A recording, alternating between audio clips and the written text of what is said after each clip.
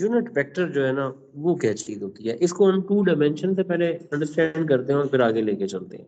Let us suppose मैं एक vector suppose करता हूँ और मैं ये कहता हूँ कि ये एक वेक्टर है जिसके कंपोनेंट हैं 3i एंड प्लस 4j।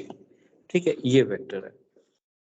क्योंकि ये पोजीशन वेक्टर है तो अगर मैं इस पोजीशन वेक्टर को यहाँ पे कहीं पे प्लॉट करूं तो शायद इसको मैं इजीली यहाँ पे शो कर सकता हूँ कि this is 1 2 3 3 unit is along x axis, 1 2 3 4 4 unit is along y axis, this is a point with 3 and 4, और अगर हम इसको ज्वाइन करते हैं तो this becomes a vector A.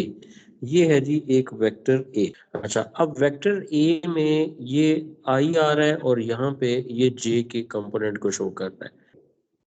मैं अगर यहाँ पे वेक्टर ए का मैग्नीट्यूड फाइंड करूं तो वो बनता है 3 square plus 4 square under root which is 25 and 5 units बनता है। ये होता है वेक्टर ए, यानी इसका मतलब है ये जो पूरा वेक्टर है ये 5 यूनिट का है। अगर मैं इस 5 यूनिट को 5 इक्वल पार्ट्स में डिवाइड कर दूं, आप ये देखें कि ये जो अब पोर्शन बन गया ना, तो एक जो लेंथ है, जैसे इतनी सी लेंथ है, ये मैंने वाइट से अभी लिखा है, ये जो लेंथ है ना, ये 1 unit length, this is known as the unit vector.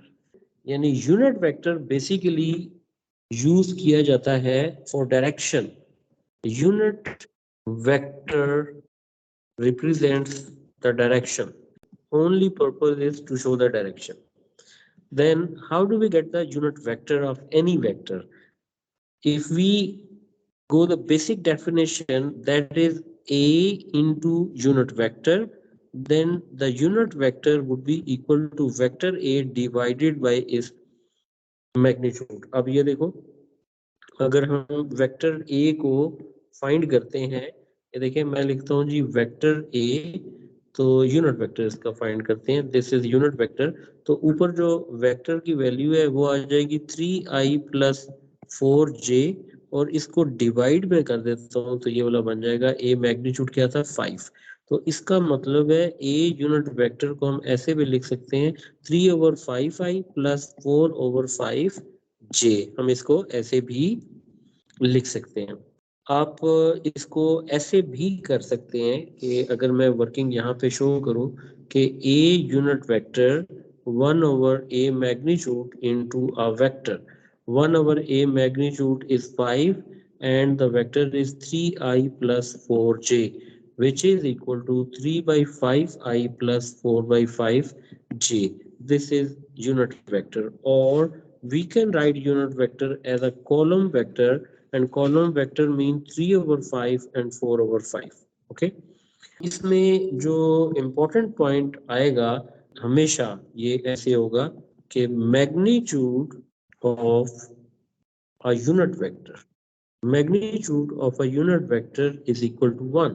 हमेशा ये यूनिट वेक्टर का जो मैग्नीट्यूड होगा that would be equal to 1, ये वाला 1 के इक्वल हो जाएगा। तो अब ये वाला 1 के इक्वल बनेगा, ये आ गया जी। ठीक है, अच्छा कैसे बना, अब हम इसको चेक भी कर लेते हैं कि अगर हम ये जो ए यूनिट वेक्टर का मैग्नीट्यूड फाइंड कर लें तो देखो इसमें 3/5 स्क्वायर आ जाएगा प्लस 4/5, और ये स्क्वायर आ जाएगा और इसका रूट ले लें तो ये आ जाएगा 3 स्क्वायर 9/25 प्लस 16/25, और ये देखें 25/25 and this is 1, 1 root is 1। इसका मतलब है कि magnitude of a unit vector is always equal to 1। ठीक, अच्छा इसका मतलब है अगर हम इसको ये लेते हैं, यहाँ पे बात करें यूनिट वेक्टर इन 3D, यानी 3D में हम देखें कि क्या 3D में यूनिट वेक्टर में चेंज है कोई, तो वो हम देखते हैं। वो कैसे देखते हैं कि कोई भी आप वेक्टर ले लें जिसको हम लिखेंगे xi plus yj plus zk. This is in 3 dimension. We can also write the vector in column vector x y और z, यानी इस फॉर्म में भी हम इसे ले सकते हैं। अच्छा, अब सबसे पहली चीज है will be needing the magnitude, तो मैग्नीट्यूड आ जाएगा x square y square plus z square, ये मैग्नीट्यूड आ जाएगा। तो इसका मतलब है जब हम इसको यहाँ पे लिखेंगे यूनिट वेक्टर, तो यूनिट वेक्टर का मतलब है 1/a magnitude into a vector this. और अब आप इसके साथ इसकी वैल्यू ले सकते हैं, देखो 1/a मैग्नीट्यूड, और यहाँ पे आप ले सकते हैं x y और z, इसे i j k की फॉर्म में भी आप मेंशन कर सकते हैं। ठीक। अच्छा, अब इसके अंदर एक और बड़ा इंपॉर्टेंट कॉन्सेप्ट है जो कि आज का हमारा मेन जो पर्पस है जिसको डिस्कस करने का, वो है